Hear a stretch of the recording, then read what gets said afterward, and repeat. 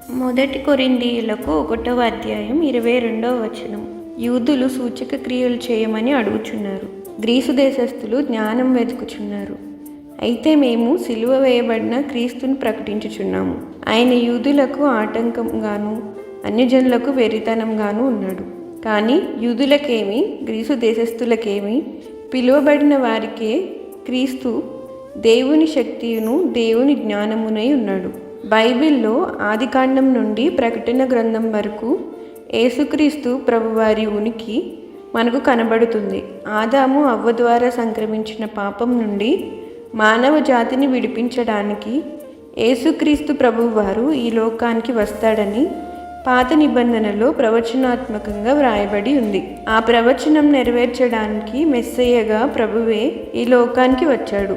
ఆయన పాత నిబంధనలో ముందుగానే చెప్పినట్లుగా ఆయన రోగులను స్వస్థపరుస్తూ, దయ్యాలను వెళ్ళగొడుతూ, చనిపోయిన వారిని కూడా బ్రతికిస్తూ ఉన్నారు. శాస్త్రులు, పరిసయ్యులు, యూదులు ఆయనని అంగీకరించలేదు.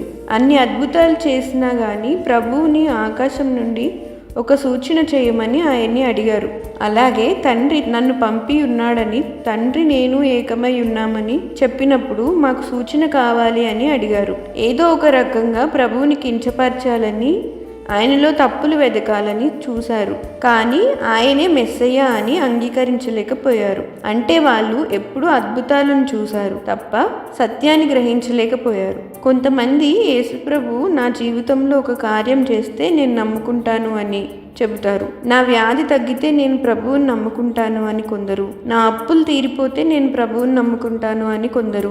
నా కుమార్తె వివాహం అయితే ప్రభువుని నమ్ముకుంటాను అని కొందరు. నా వ్యాపారం అభివృద్ధి అయితే ప్రభువుని నమ్ముకుంటాను అని కొందరు.